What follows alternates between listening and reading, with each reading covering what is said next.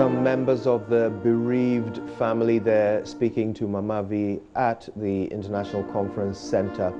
Somber mood, as you can well imagine, but we start to learn details of the life of Pakwesi Bekwin Emisa Arthur, his origins and his time with family, and the importance he placed on building a relationship with his grandchildren following the hard stint of being the vice president of Ghana. And of course, whether or not he intended to throw his hat back into the ring was not something that he had raised as a topic with his family, according to his siblings and cousin who we just heard from.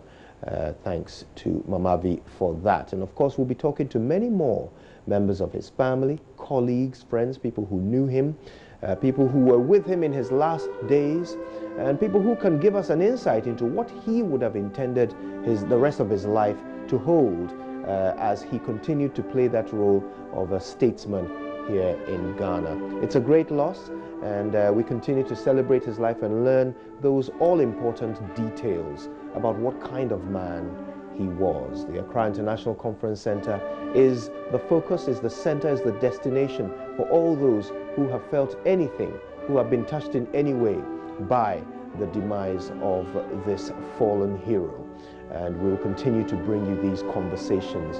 The location itself is adorned in all the colors, the national colors, as well as the colors of mourning, black and red, as people come together, sit together in somber reflection, looking over a life well lived.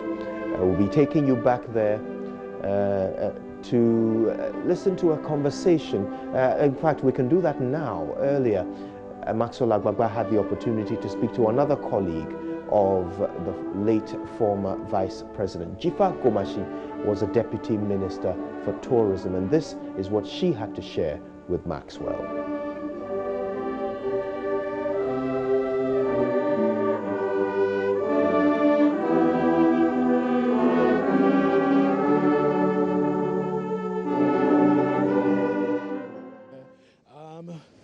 I mean, it's a moment of grief for all of us, Mono.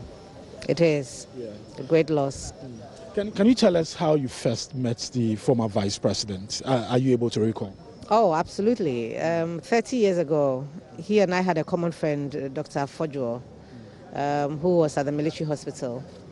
I'm a barracks girl, you see, so yeah. And His Excellency Pakwesi Arthur and the late Kuku Fojo were very good friends, so that's how I met him.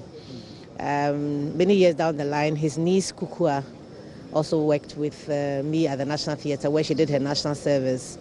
And so I like to say that I've known him for that long, more than half my age. So, and I can say that from the person I met 30 years ago to the one I'm mourning today, nothing ever changed around him or about him. He remained a fine gentleman. I mean, calmness personified. It's such a great loss. There's a calmness around Uncle Pakwesi that no matter how agitated you are, when you see him and he turns to look at you, everything just dissipates, whatever you're feeling, you know. So he's oh gosh. It's such a loss. It's such a great loss. Yeah. Tell us, that morning we're all listening to radio, and then you started filtering through about his death. A lot of us did not believe it. Later, we had a confirmation from the family. How did the news get to you? How did you hear them? How did you hear of this? So as I said, my hospital is 37, and as soon as he was sent there, a friend of mine there said that His Excellency had just been brought in. We should pray for him. So that's how I heard the news before the media started talking about it. And plus, I have a son in the army as well. So I sent him a message, and he also said, yeah, he had heard. And again, he also asked that, pray for him. That's all. I want to say thank you for that. Thank you. I hope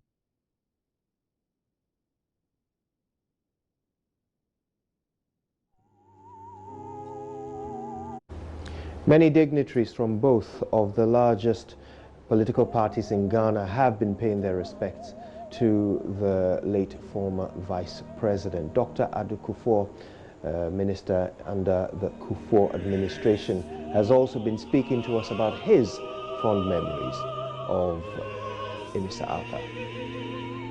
Well, he's a SNIT board chairman and then a former Minister of Defense. He's here with us. He just finished filing past. Doc, tell us, how did you first meet the former Vice President? Oh, both of us are in politics, and I knew him before he became Vice President. And as Vice President, we used to meet to discuss a few things. He wasn't a close friend, but the relationship was very cordial. That's why I've come this morning. Now, a lot of people say that for his nature as a politician, a lot of people say that he was very calm. I just finished interacting with the former petroleum minister under the Mahama administration, and he was saying that these are the kind of people that we need, to be in politics. You share the same? I said that, politics in this country has become too adversarial. If you are an MPP and NDC, you virtually become enemies. It's not necessary. If you go into politics to serve Ghana, why do you make enemies of people who are not in your party? You should always be Ghana first. I regard him as a very decent gentleman, very patriotic, very hardworking. Many people know he was also very honest, and he treated everybody with courtesy. That's why he was so highly regarded. Yes, I hope he becomes a role model for some of the young politicians, so that the adversarial attitude that now is widespread in politics goes down, so that we all work together in the interest of Ghana. Thank you very much, Dr. Kwame Adu Kufuor. So you just heard him talking to us. He just went inside there.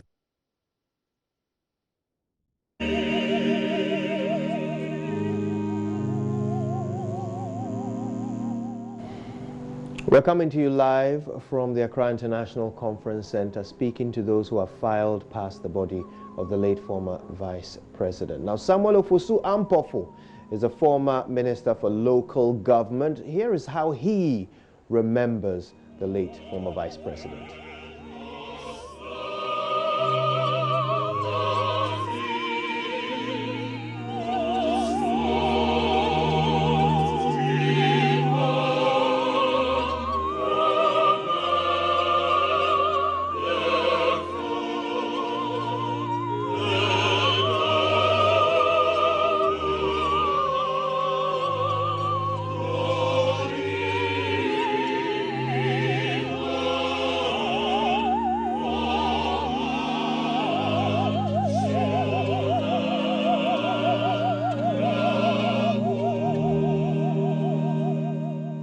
Congress. He's a former minister also of local government. He has worked closely with the former vice president, especially during the 2016 elections. Now, how close were you during the time? Very, very close. Very, very close. We've worked together very, very, very closely on the political line, and even on social and private issues. I have had a very close working relationship with His Excellency, the late Vice President, to the extent that I can go to him and call him and tell the wife that I'm coming, I'm hungry. And by the time I get to the house, something had been prepared. I remember 3 years ago, I was somewhere and I called her and said, oh, I've forgotten, Thursday is my birthday. But I've not done it. So come, I'm telling Tilly, the second lady, to do something for you. When I went there, I was amazed the table that had been set for me. And that shows the closeness that I have. In fact, in the 2016 election, we worked together. I was leading his campaign team, and through Central Region, Ashanti Region, Eastern Region, Western Region. I remember when we went to Takwa one evening, the houses at the Takwa Gophers the guest house.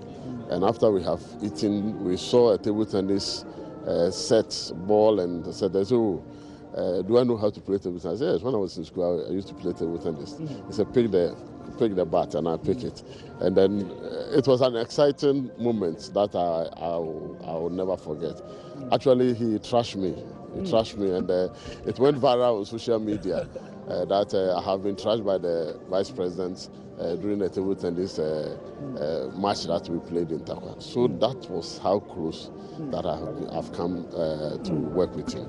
I mean, for a lot of for Ghanaians, we've lost the former vice president. I want to find out from you what it means for us not to have the, Kwesi Bekwai Atta again with the NDC. Honestly, it's a great loss to the nation because he rises above partisanship. He is somebody who has Ghana at heart. I remember a few weeks before he died, I was in his office, and he was so worried about graduate unemployment that he has set up a team of intellectuals and other people, assemble a team to work on a document and come out of a workable system of addressing youth unemployment. Because he said that he doesn't want us to win power again before we start thinking about how to address the challenges of graduate unemployment. So this is a man whom even in opposition was thinking about how best we can help the nation. He, on the quiet side, he's been doing consultancy, he's been advising, he's been doing advocacy on economic issues and how to transform this country and how to move this country forward. So I think that his loss, if he had stayed a little longer, it would have been good for Ghana, because I believe that the depth of knowledge and experience that he has acquired would have been useful for moving our nation forward. Okay, thank you very much, Honorable. Please let me to the people.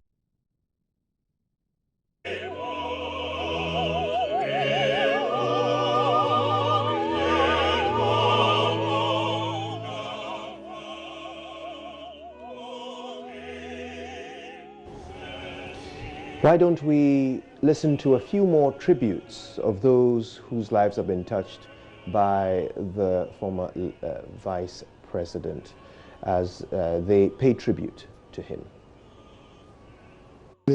My mind is blank. My mind is blank. I just don't have words to express, my current feelings, simply unimaginable, unthinkable events happen. But our faith teaches us to be strong and to thank the Lord in everything. Discuss issues relating to our families and how best to not to forget about a family in the midst of very interesting challenges relating to our career. And apart from that, I've personally have very personal relationship with him. He's taking me like a son, a junior brother, and he's been part of those modeling me in my career. And unfortunately, I won't have the privilege to share with him some of the challenges in my life. It was awful. It was nothing like we ever expected. It's just unbelievable to think that somebody we were with virtually the whole day on Wednesday, just 48 hours ago, could be gone so quickly. It has been a very difficult few hours for both his political family, the NDC, and the immediate family. It's not easy. How did you hear of the news? I was woken up by a call, and the person wanted to know whether it's true that our former vice president, Mr. Atta, is actually dead. And so I said, no, let me call. I made a call, and before I could even hear from the person, I heard it from the radio. It's not easy for me to weep, but I wept. I saw it on the net, but there's been a lot of news on the net that has never been true. So I was hoping it's one of those newses. Then I looked at my phone and I saw so many missed calls from people who know I'm close to him. And then I called a few people and became evidence that it was true. And I still don't believe it. I'm still in a shock. I just left the wife we can only say God knows the best, and we hope he's in the hands of the Lord. Yeah, we've lost a great potential leader of the country. Yeah, and we all have to be brave and go through what we have to go through until the funeral. Okay. You must be distraught. Completely. I just left the wife. She doesn't even know what to do. I was with him on Wednesday at the book launch. I sat beside him and we chatted and everything was fine. And because I've always seen him with his wife, always supporting his wife. And we said goodbye to him. And then I just found out this morning of the shocking news. What can I say? It's just, you know, it's very, very sad.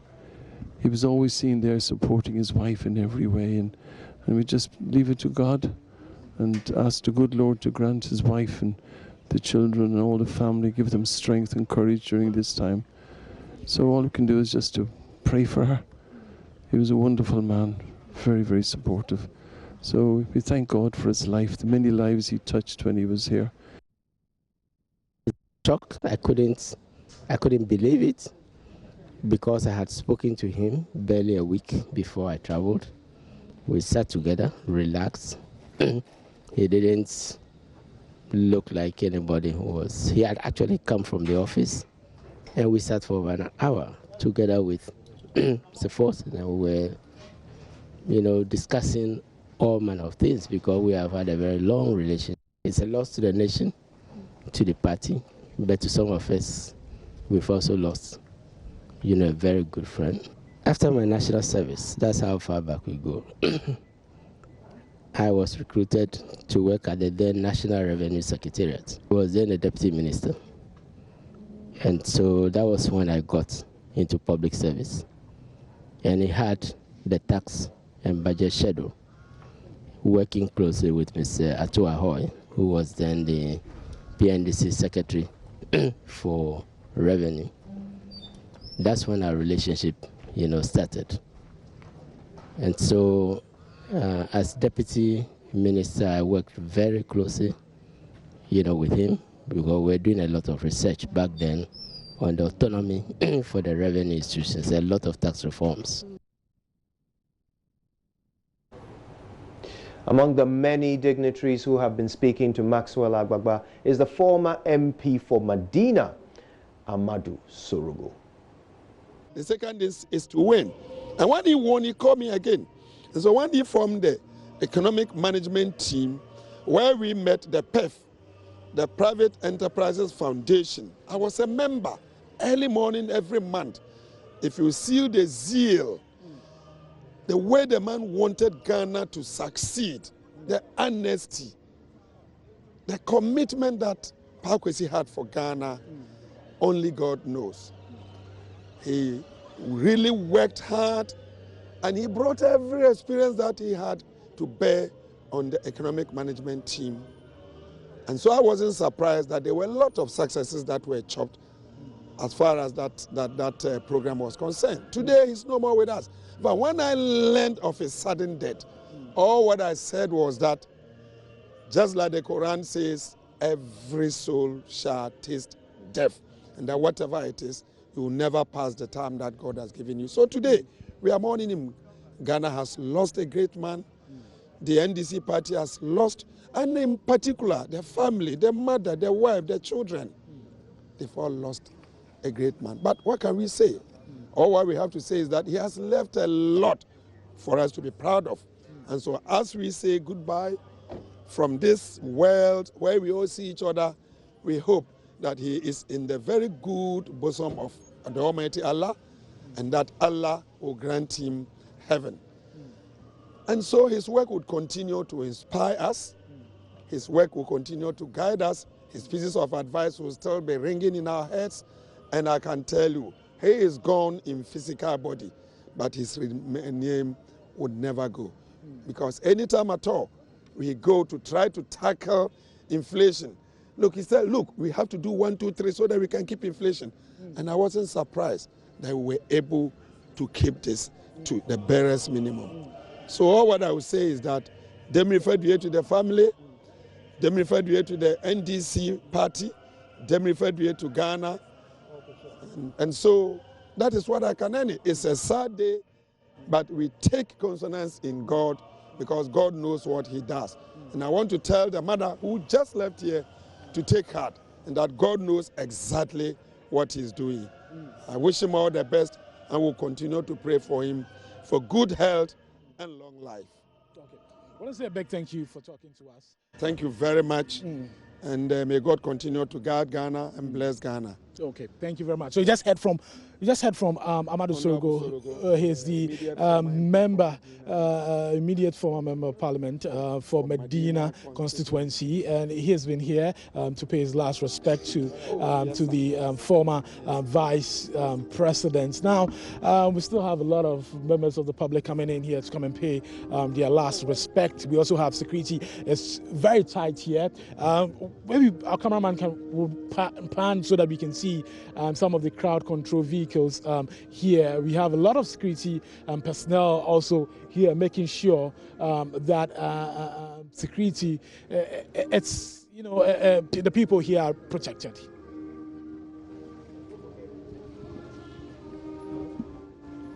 Hello? Yeah.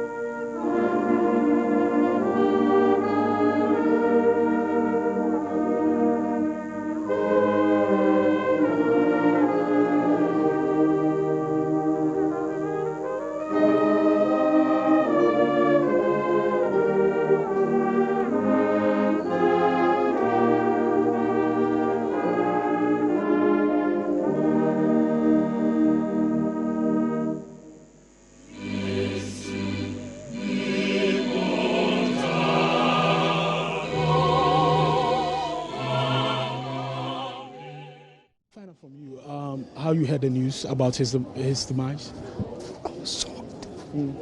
That morning, it was true. Somebody just sent it to my WhatsApp. One of our friends, my colleague, fellow journalist, she just dropped it on my page and said, this is what has happened.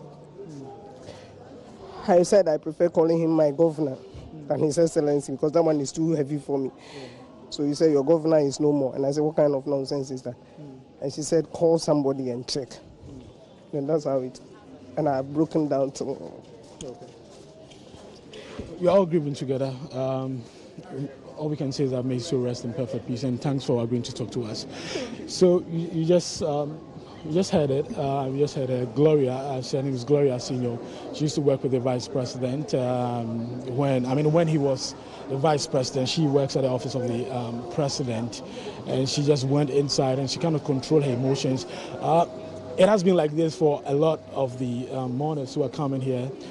They come in very strong, but after they go inside, file past the body, they come out very teary, and a lot of people around cannot help but also shed some tears. So this is it. This is what's happening here at Accra International Conference Center.